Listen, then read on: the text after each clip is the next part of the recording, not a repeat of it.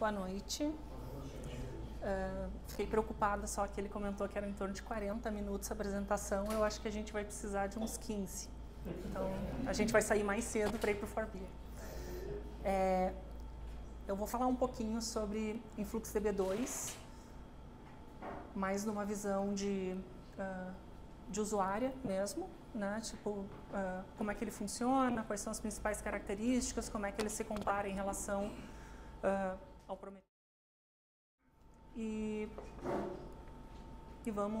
vamos ver assim, se faz sentido para alguém, para algum projeto, né, de repente experimentar essa ferramenta.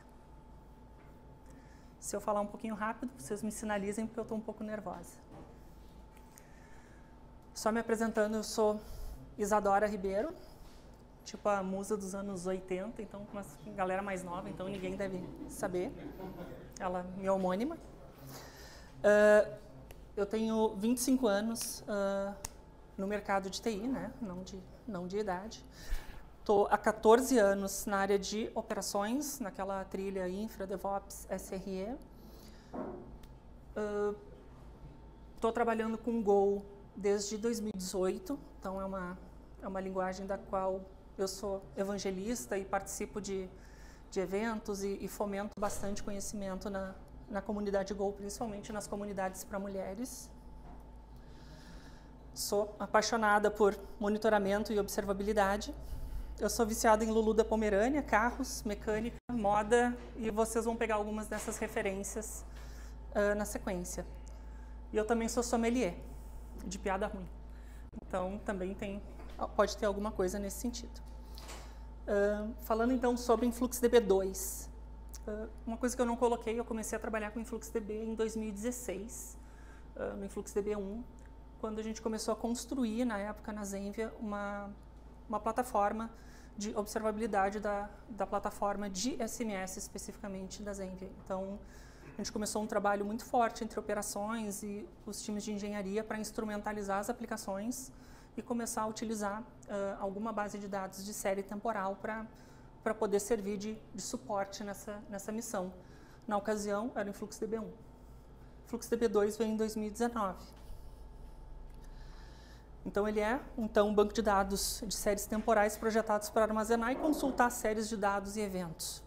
Aqui já entra um primeiro ponto de atenção, e eventos.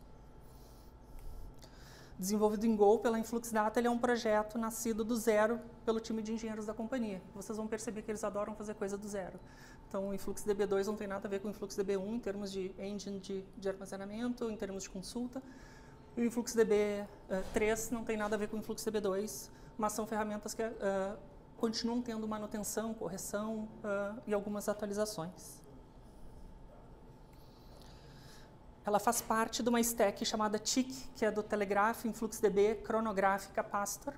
Isso é um outro ponto que já diferencia ela, por exemplo, do Prometheus. Então, ela tem um ecossistema mais completo. E na modalidade Open Source, ela pode ser utilizada em single tenant, que, por sinal, consegue aturar, vamos dizer assim, um tráfego bastante interessante. Falando ainda um pouquinho mais de introdução, o modo de ingestão no InfluxDB é por push, então ela não faz scrape em endpoints como faz o Prometheus e outras ferramentas. O Telegraph, que é um dos componentes da stack dela, é um dos principais fatores, às vezes, até de adoção do InfluxDB, porque ele é uma ferramenta de coleta de métricas e de dados tão completa que tem uma gama enorme de plugins de entrada, de onde ele consegue se conectar, obter dados e mandar para o InfluxDB, que o Telegraph acaba sendo, às vezes, a porta para o mundo do InfluxDB.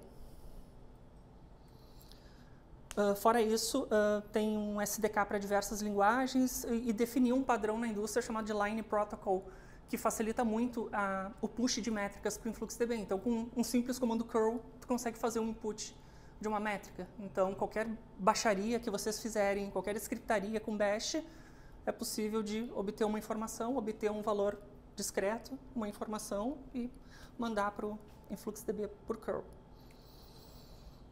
E ele também pode fazer scrape de endpoints do Prometheus porque existe uma característica onde normalmente acabam existindo muitos Prometheus descentralizados e muita gente acaba utilizando soluções como Thanos, Mimir e outras para poder juntar essa coisa toda, e isso pode ser feito com o InfluxDB, que é uma ferramenta mais flexível em termos de armazenamento durável de séries temporais. E agora a gente vai conhecer um pouquinho mais por baixo do capô do InfluxDB. Não é o que vocês estão pensando. Tá? Não é 5 cilindros e não é turbo, então esse é confiável, então fiquem tranquilos. O engine de armazenamento do InfluxDB, ele é composto pelos seguintes componentes. Um write-ahead log, um WAL, um cache, o Time Structured Merge Tree, que é de fato onde ficam os dados duráveis, as métricas de modo durável, e o Time Series Index, que é aquele que permite o acesso, o lookup mais rápido às séries, aos dados que estão sendo consultados. Então, falando um pouquinhozinho de cada um desses componentes. Write-ahead log, confiabilidade, nada mais confiável que um Corolla. Ninguém ama um Corolla, mas ele é extremamente confiável, né? Ele garante a persistência dos dados imputados. A API de ingestão de métricas do InfluxDB, ela só vai te dar um 204 ou 200, não me lembro, depois que o dado estiver escrito no WAL. Ela opera em disco via F5, que se sabe que é uma operação custosa, requer muito CPU switch, mas ela é confiável. E o WAL também ele é responsável por responder, como eu comentei antes, que quando tu faz por exemplo, faz um input de métrica via curl, aquela resposta confirmando que a tua métrica foi escrita, pode ter certeza que ela foi escrita. Aí entra um outro componente, cache. A gente está falando de velocidade, 300 cavalos, uma suspensão maravilhosa que é simplesmente algo que te faz ir rápido, longe e com segurança. Então, basicamente, o cache é uma cópia em dados, uma cópia em memória dos dados que são escritos no WAL. Então, quando chega uma requisição de escrita para o InfluxDB, escreve no WAL, disponibiliza no cache, para que esse dado já possa ser consultado, armazena dados não comprimidos, pode ter um tamanho máximo definido, para evitar que tu tenha uma situação de inchaço de memória devido ao cache. E os dados consultados no cache podem, eventualmente, ser mesclados com dados que já estão persistidos no armazenamento durável, no TSM, que a gente já vai falar. Porque tu pode ter dados que tu está consultando num bucket, que seria equivalente a uma base de dados. Tu pode ter um dado que daqui a pouco ele ainda está em cache, mas outra parte da tua consulta requer dados que estão no TSM e o InfluxDB faz esse merge para entregar as respostas. Estou um pouco nervosa, eu vou desacelerar. Então a gente vai desacelerar, porque a gente vai sair de um Evo para falar de uma Pajero Full, maravilhosa, encara qualquer terreno e tem durabilidade de 100 anos. E aí entra o Time Structured Merge Tree, que é o armazenamento durável dessas métricas. Ela armazena os dados já compactados, faz o agrupamento de séries pelas suas chaves, pelo seu timestamp, pelo seu grupo de tags, e utiliza um formato colunar de dados. Então isso é interessante, porque quando tu imputa uma métrica no InfluxDB, diferente do Prometheus, que tu vai imputar um valor, tu pode imputar diferentes fields e dar diferentes valores para esses fields, que vão ficar num modo inicialmente horizontal, mas que depois tu pode pivotar e transformar tudo isso numa visualização única, numa única linha. Aí eu vou entrar depois desses exemplos. Armazena apenas deltas entre valores de uma série para otimizar o armazenamento, o espaço utilizado. E depois de um dado ser escrito no TSM, o dado no WAL é removido e aquele cache zerado e fica disponível para consulta através do acesso normal aos dados persistidos já.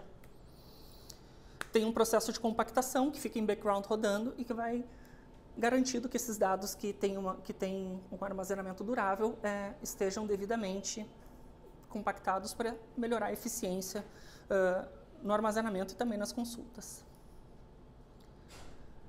E por fim, falando do índice, ninguém tem uma precisão como a BMW tem. Então, quem já apontou uma BMW numa curva sabe como contornar uma curva como ninguém e fazer o melhor traçado de forma segura. Da mesma forma, esses índices vão permitir que a gente faça um lookup mais rápido das métricas que a gente está consultando dentro daquela Time Structured Merge Tree. Então, basicamente, otimiza a busca das séries no TSM, no armazenamento durável, agrupa séries por métrica, tags, fields, timestamp, shards e outros critérios. Auxilia nas respostas a duas principais questões, que é, tanto em consultas de metadados, que é que métricas, tags e fields existem na minha base de dados ou nos meus buckets, e, dada uma métrica, tag e fields, que séries de dados existem para aquele conjunto de informações. Então, foi uma passadinha rápida sobre os componentes, né? Lembrando que é o wall, o cache, TSM, TSI. Aí vem a pergunta que todo mundo me faz. Qual a principal diferença, ou quais as diferenças para o Prometheus? No papel, o modelo de push, ao invés de pull, o push gateway do Prometheus veio um pouco depois e, vamos lá, não é o principal objetivo dele que o push gateway seja a principal ferramenta de ingestão de métricas no Prometheus. Ele é um software mais completo no sentido da stack, que inclui desde a coleta de dados, ao armazenamento, as tasks, as rotinas de downsample, a integração com a alarmística e outras funcionalidades. O próprio Chronograph, que é a interface de acesso aos dados que estão no InfluxDB, é absurdamente melhor do que qualquer outra interface de Prometheus que exista. A linguagem de consulta Flux, ela é paradoxal, porque ao mesmo tempo que ela barrou um pouco a adoção das pessoas que estavam no InfluxDB1 fazendo consultas numa linguagem SQL-like, quando veio o InfluxDB2, que trouxe uma linguagem própria de consulta funcional chamada Flux, muita gente puxou o freio de mão e disse, eu não estou a fim de aprender isso daqui porque eu já sei SQL, eu não quero mexer nisso daqui. E eu fui uma dessas pessoas que eu demorei para começar a mexer porque eu achava muito complicado, até que eu me dei conta do quão poderosa ela era. Ninguém está me pagando nada, tá? Então, dentro do InfluxDB, a gente tem as tasks. Então, as tasks são basicamente jobs que tu pode configurar dentro do InfluxDB para fazer tanto downsample, então, à medida que tu vai fazendo push de métricas, e tu tem um bucket, que eu costumo chamar do bucket bruto, né, onde tu mantém um armazenamento de no máximo 24 horas. Imputa dados para esse bucket. E tem tasks que vão periodicamente buscando esses dados nesse bucket bruto e colocando ele em outros buckets com políticas de retenção um pouquinho maiores e com dados já avaliados, já consolidados. Então, as tasks podem servir tanto para isso, quanto ficar avaliando métricas e fazer, por exemplo, integração com outros sistemas, porque com o InfluxDB2, tu pode interagir tanto nas consultas quanto na saída de dados com bases de dados externas. Ele possui os buckets. Então, hoje, por exemplo, no Prometheus, tu tem uma única retenção. Tu diz, eu quero manter por 1 ano meus dados aqui. No InfluxDB, tu vai dizer por bucket, que seria o equivalente a um database. Eu quero que nesse bucket eu quero ter 6 meses de dados, nesse aqui eu quero ter 1 ano de dados, nesse aqui eu quero ter 24 horas de dados para mandar o máximo de informação granular. Por exemplo, sensores IoT. Manda informação para aquele bucket. As informações daquele bucket podem ser consolidadas pelas tasks que vão migrar para um outro bucket de maior durabilidade, que daqui a pouco podem migrar para um outro bucket de maior durabilidade ainda, com uma consolidação de repente um pouco maior. Ao invés de eu ter uma consolidação de 5 minutos e 1 hora, eu vou ter uma consolidação num bucket para infinita retenção, com consolidação para dia, semana e mês, por exemplo. O Chronograph, que é a interface gráfica que vocês vão conhecer em seguida. E um pouquinho mais das diferenças.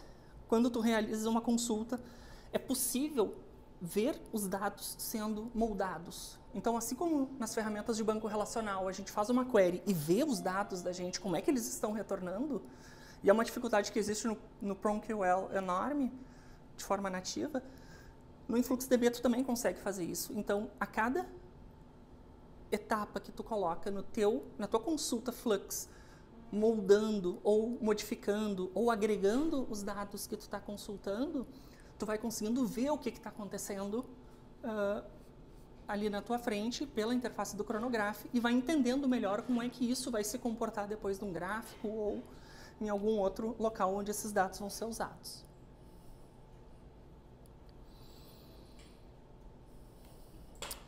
Só repetindo que eu já comentei que com Flux pode mesclar consultas em diferentes fontes de dados, mas não só consultas, também saída de dados. Eu posso pegar meus dados do InfluxDB, mesclar com algum dado numa base Postgres e gerar uma saída para um JSON, para um CSV ou até para uma outra base de dados. A interface gráfica facilita muito a visão dos dados. As command lines do InfluxDB ajudam muito no gerenciamento, backup, inspeção e interação geral com o banco de dados. Então, tem ferramentas para reconstrução de índice, para validação de integridade das séries de dados. É muito completo. Nossa, tem mais. Aquelas são as diferenças no papel, na prática, e agora na prática ainda, que com o Flux a gente pode criar funções, atribuir variáveis a streams de dados e criar tasks completas e eficientes. O Flux ele vai servir não só para eu fazer uma consulta, mas para eu poder fazer, por exemplo, como se fosse um PLSQL, fazer um script todo de consolidação com as minhas regras de negócio. As tasks permitem, então, fazer downsample ou outros processamentos. E é possível integrar fluxos de notificação com PagerDuty, Opsgenie e outras ferramentas também de alarmística. Ele é excelente também para armazenar eventos e estados. Uma das coisas que eu até não coloquei aqui, mas que é gritante, é em relação à quantidade de funções que ele tem na standard lib dele para análise de dados, inclusive para state tracking. Tu diz assim, eu preciso saber para esse conjunto de tag durante quanto tempo ele se manteve nessa situação. São coisas que tu não vai fazer com Prometheus, por exemplo, mas tu vai conseguir fazer com o InfluxDB. A quantidade de funções estatísticas, matemáticas e outras que existem no InfluxDB são de brilhar os olhos. Agora eu vou mostrar um pouquinho do Chronograph, da interface, de como é que é a cara desse bicho. Essa interface do Chronograph, ela não é a melhor interface do mundo, óbvio que o Grafana é absurdamente melhor, mas só para mostrar que a gente consegue explorar os nossos dados no InfluxDB de uma forma tranquilamente muito visual, mas obviamente sempre a gente vai acabar indo para o Script Editor, mas a gente consegue ter já uma visão do tipo, ok, eu tenho esses buckets, dentro desses buckets eu tenho essas métricas, para essas métricas eu tenho esse conjunto de fields ou de tags que eu posso filtrar ou posso agrupar, que eu posso aplicar funções, também embaçadinho, mas que eu posso aplicar funções em cima daqueles valores. Aqui mais um exemplo, então, por exemplo, de uma consulta com Flux. Então, o Flux, eu posso me movimentar para lá. Então, a consulta com Flux, que é uma linguagem funcional, ela sempre vai começar com uma origem, da onde que eu estou buscando esses dados. Nesse caso, é a partir de um bucket chamado infracorp, que é um bucket que tem aqui nessa instância de InfluxDB, mas esse from aqui poderia ser a partir de uma conexão com um SQL, por exemplo, um Postgres com uma SQL com alguma outra base. Quando a gente faz o primeiro passo das consultas Flux, a gente define de onde vêm os meus dados, e nos próximos passos a gente aplica o que são chamadas de funções pushdown, que é para ir filtrando e selecionando ao máximo os dados para depois eu poder operar em cima, agregar, somar, fazer sort, fazer outras operações. Então, a partir de uma base de dados, eu vou fazer um range com um start e um stop time, eu vou filtrar pedindo somente dados da métrica DNS query, por exemplo. Eu quero obter somente o valor do field query time milliseconds. Então aqui entra naquela questão que eu comentei, para cada métrica tu não precisa botar um valor, tu pode definir diversos campos com diferentes valores, inclusive valores como string, no caso de logs, no caso de eventos, etc. Vou filtrar por um domínio e vou mandar agregar, então, nas últimas 24 horas, num período de tempo automático que ele vai organizar conforme os pixels que eu tenho na minha tela, fazendo uma função de média do tempo de resposta desses DNS e me dá as informações que eu tô querendo. Então, do resultado daquela query, tu já pode ter uma análise prévia de quais são os dados que tu vai obter por aquela consulta. Mas, não só visualizar o gráfico, a gente pode querer visualizar os dados. Então, aqui que eu digo que a gente consegue ver e moldar os dados conforme a gente vai executando ou incrementando a nossa query e a gente vai conseguindo acompanhar. Beleza, é isso aqui que ele está trazendo, é assim que ele está agrupando. Beleza, ele agrupou da forma que eu pedi, colocou o start e o stop de cada janela de tempo dessa forma, foi aquele valor que ele obteve. Então, são os dados que dão origem àquele gráfico anterior. Aqui, mais um exemplo que eu estava falando sobre a questão de utilizar variáveis e algumas lógicas de scriptaria dentro de uma consulta Flux. Toda vez que eu faço um from, um bucket ou uma base de dados, eu tenho o que chama de stream de dados. Então aqui é muito legal porque ele se assemelha muito à lógica do bash, né? Tu pega um comando, então o standard in de um comando é o resultado do comando anterior e assim tu vai passando adiante. É a mesma lógica. E aqui eu posso, por exemplo, obter esse stream de dados que eram os dados da tela anterior, deixando numa variável chamada data, e eu posso utilizar esta data e dizer, me dá o valor máximo que tu tinha naquele conjunto de dados. Ou aqui eu posso fazer, por exemplo, mandando agrupar pela coluna result. Então eu fiz uma consulta, eu só modifiquei um pouquinho, adicionei eu posso modificar os critérios pelos quais eu faço um group by na minha query. E depois, lá embaixo, por exemplo, eu ainda estou fazendo uma higienização, dizendo, mantém somente as colunas time, domain e value, para não precisar exibir todos os dados que estavam sendo exibidos anteriormente, por exemplo.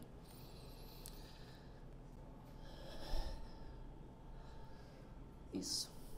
E eu vou dizer para vocês que não foram 15 minutos, mas foram 20 minutos, porque um só prometeu e o outro cumpriu. Já dizia um sábio japonês no século XIV. E agora?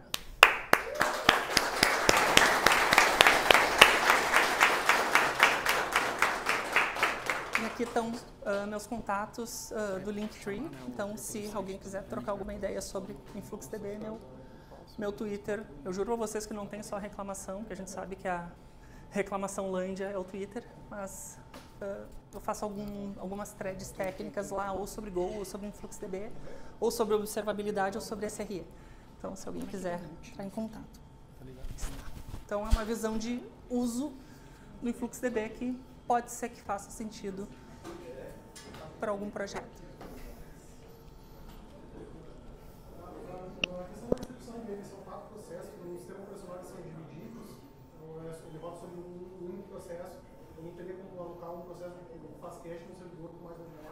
Não, ele é único. É um processo único.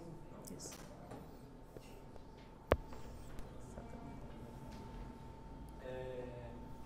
Que tipo de solução você... Barbeador aqui?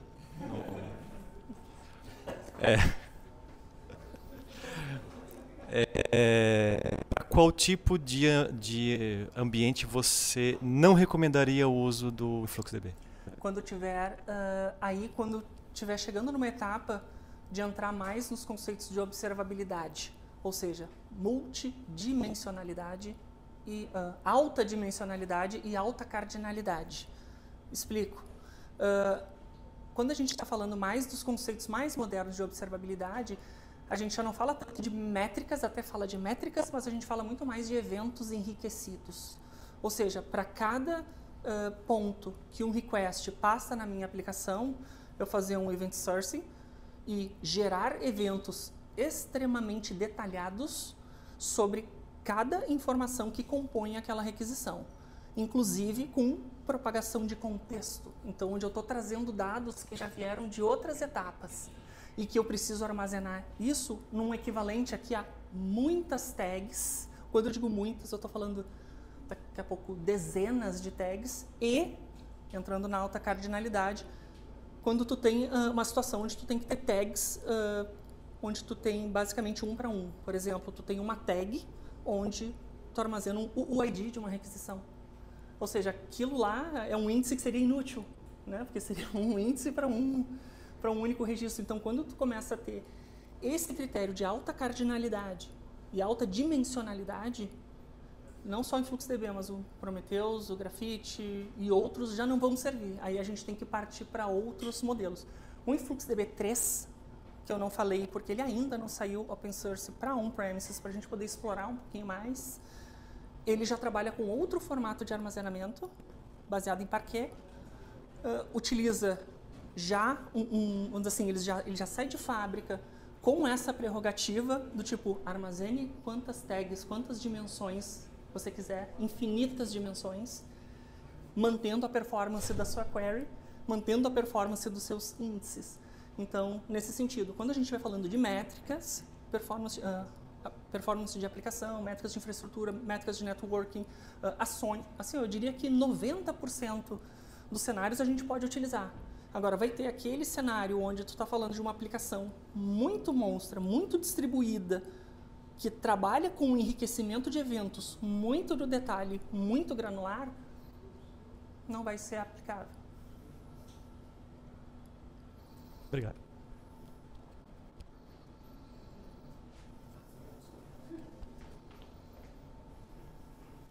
Mais alguma pergunta?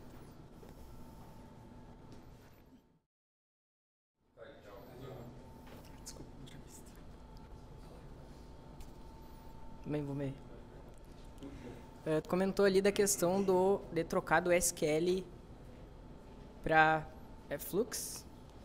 Qual que foi a curva de aprendizado, digamos assim? Ele chega a ter uma dificuldade maior? Como é que é essa questão de documentação? Como que a gente explora? Como que a gente aprende ele, né? Então, a documentação é bem boa. Eu vou te dizer que a maior dificuldade é enfrentar o ranço. De tipo, puta que pariu, mais uma linguagem cheia de pipe, seta, 2 pontos e...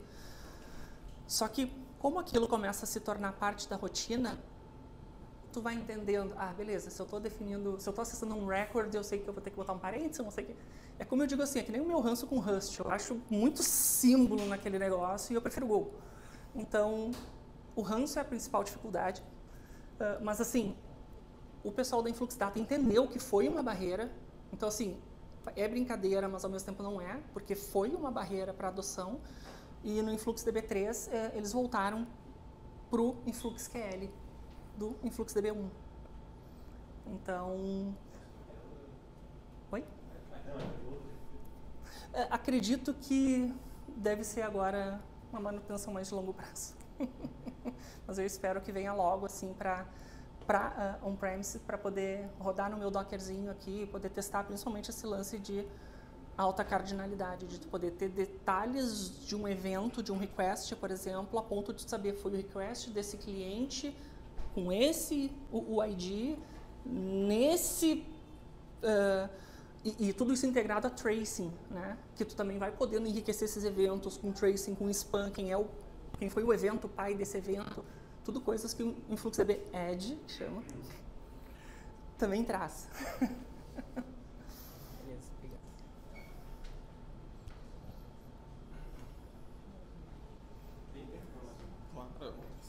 Tem só mais 20 minutos. Você estava falando e aí me veio aqui, me remeteu, a gente está falando de dados, né? E não tem como deixar de falar de inteligência artificial, né?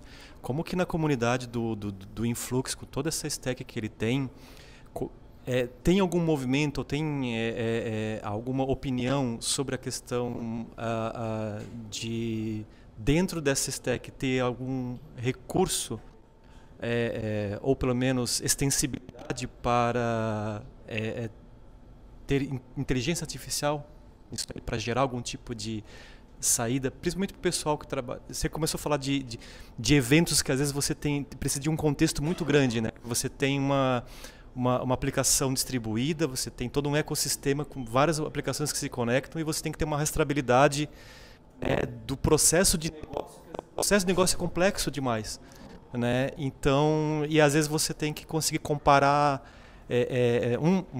o desempenho de um processo de negócio, que é muito complexo de aplicação, com a mesma execução desse processo em várias instâncias diferentes. E às vezes só talvez aí pode te ajudar a ter uma avaliação disso mais rápido. Como é que na comunidade isso tem se conversado? Como é que tem...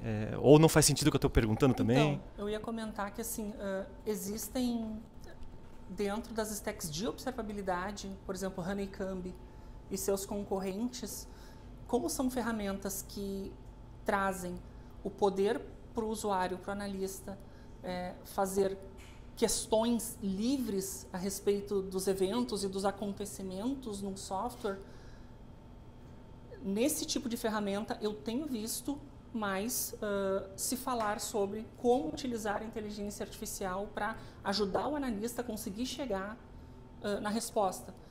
Porque assim, a gente avalia muitas informações eventualmente por um P95. Ah, beleza. Até 95% das minhas requisições estão acontecendo de tal maneira ou até tal limiar. Mas a gente não consegue ver os 5%, aquele 1%.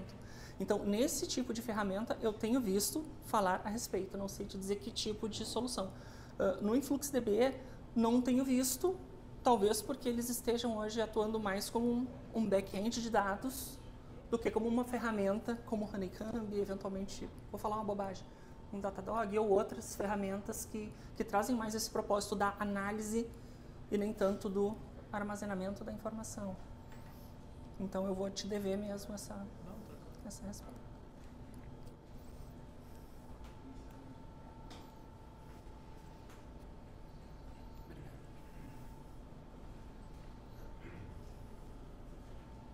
E sim, gente, eu estou aprendendo timescale. Tem alguma diferença entre uma similaridade com o armazenamento do timescale lá para armazenamento de dado temporal no Postgres, com o Influx fora do ecossistema? Você teria algum pró ou contra de usar um ou outro para guardar o dado temporal? Olha, o Fabrício que não me ouça, mas eu diria que hoje eles atendem os mesmos casos de uso, por mais que seus internals sejam diferentes, né? Obviamente que o Postgres tem muito mais tempo de mercado, muito mais maturidade, mas me impressionou bastante desse uso desde 2016 a integridade, a consistência, a confiabilidade na execução do InfluxDB em produção, por mais que tenha utilizado em single tenant. Mas eu acredito que o timescale, por ser vamos dizer assim, um pack de recursos em cima do Postgres, ele vai te permitir ainda atender, de repente, outros cenários que para o InfluxDB não vai fazer sentido, mas vai fazer sentido utilizar no Postgres. Por exemplo, armazenamento de JSON-B. Então, de repente, tu tem algum dado, alguma informação que tu vai mesclar na tua análise das séries, mas que podem estar em outras tabelas, que têm outra característica, ou que são transacionais, ou que são analíticas, mas que estão de outras formas que o InfluxDB não dá suporte. A gente tem um tipo de mencionalidade que sai daqui. Por isso que eu estou aprendendo. Para no próximo Meetup falar visão de quem está chegando no timescale.